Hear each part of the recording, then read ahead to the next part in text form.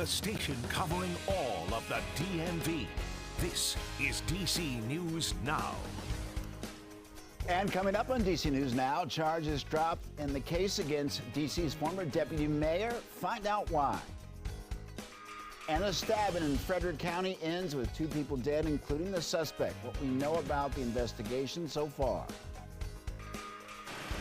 I've flown into a tower. Okay. I'm very concerned about my passengers who was hurt.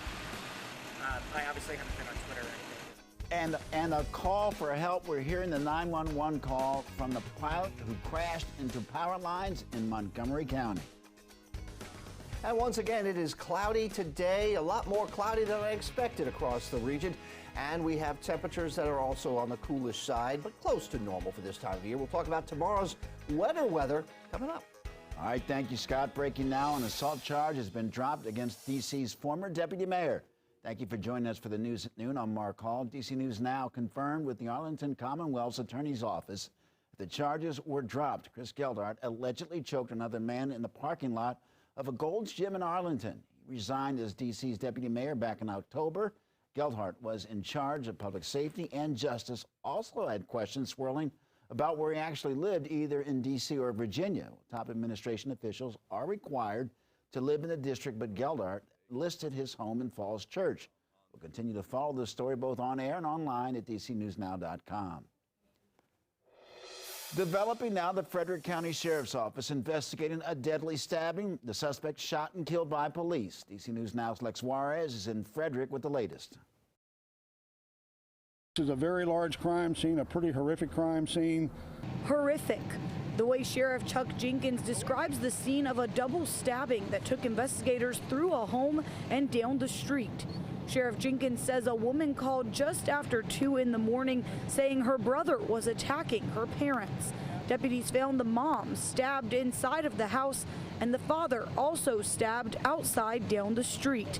The brother ran away before deputies got there. Taking care of the wounds on the adult victims, other deputies coming in. My understanding, they encountered the suspect based on the description they had.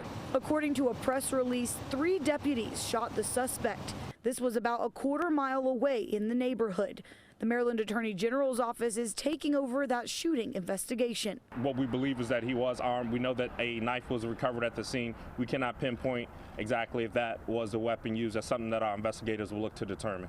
The Attorney General's office investigates all interactions with police and deputies that result in death. Long term, what you're looking at from the Attorney General's office is that we're going to gather all the facts, what happened, and what led up to the deputies discharging their weapon. As for what's next, within 2 days, the deputies' names will be released, and within 2 weeks, the body cam footage. When asked about the family's history with the sheriff's office, Sheriff Jenkins said his deputies had not been called to the home before. In Frederick, Maryland, I'm Lex Juarez, DC News Now. Thank you, Lex. In Frederick County Public Schools in Maryland says it's working to move forward after the district settled a federal lawsuit that found FCPS mistreated students with disabilities. But some families say it's too late. DC News Now's Michaela Newton has the story. The settlement between Frederick County Public Schools and the Department of Justice requires the school system to provide services for those families affected. It would include things like therapy, summer school, and tutoring to make up for the lesson time those students missed. Months after settling a federal lawsuit, Frederick County Public Schools is now working to fulfill its promise to help the families affected. It will offer weekly hour-long therapy sessions to every student with a disability who was secluded or restrained between 2017 and 2021. The district must also offer each student an hour of tutoring or instructional time for every hour of class a student missed while being secluded or restrained. Accepting the services, though, FCPS says is a family decision. So far, about 65 families accepted the services while 54 declined. 15 students have already received academic tutoring and therapy through outside providers. We are working on a full culture change in our district, and we started this quite a few years ago. We brought on several board-certified behavior analysts, which are experts in applied behavior analysis and supporting trauma-informed practices to meet the needs of students. We are doing ongoing training to ensure that our current staff recognizes and is empathetic to the trauma-informed approach need to meet the need of every learner every day.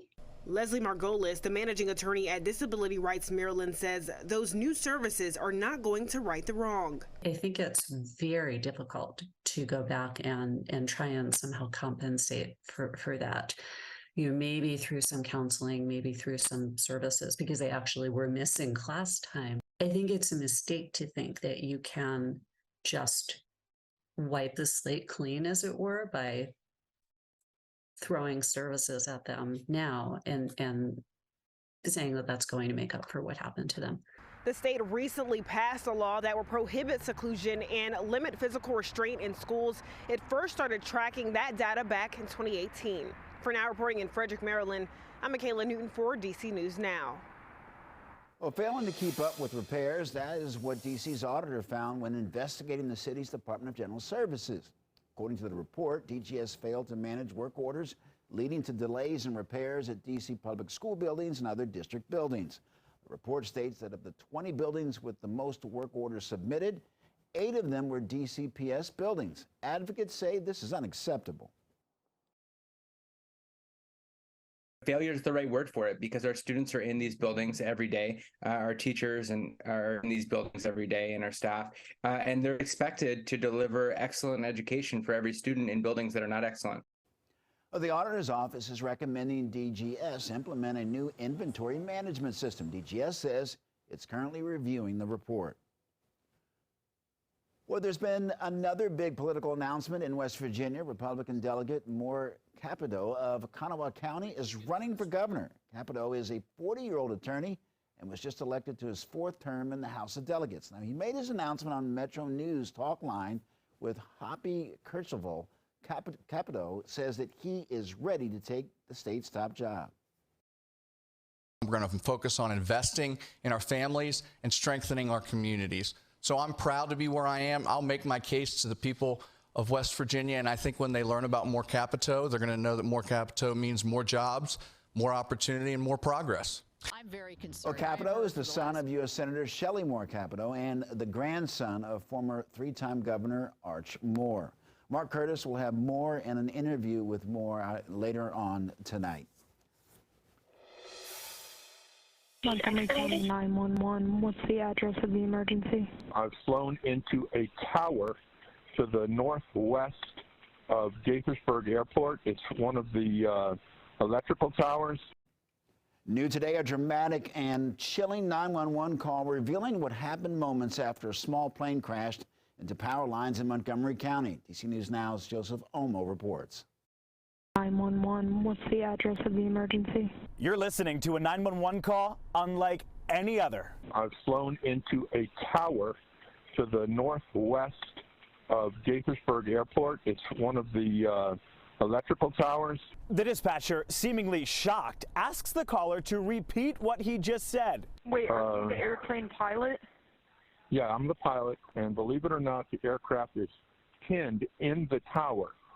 And I don't know how long we're going to be able to stay here. The call coming in just moments after this small single-engine plane crashed into high-voltage power lines. All of a sudden, I hear like a huge bang, and I'm like, looking around, I'm like, what was that? And lights started flickering and stuff. The crash happening as the plane was on approach and attempting to land at the Montgomery County Air Park. The electrical tower it struck just over a mile from the runway. I'm just concerned about our articulation and the possibility that we could slip out of this tower and go tail first to the ground, and that would not be a survivable distance. Stuck 100 feet up for over 7 hours as rescue crews worked quickly and delicately to cut power to the lines and secure the plane. Then, just after midnight, an incredible rescue. Both the pilot and passenger brought back to the ground on a bucket truck.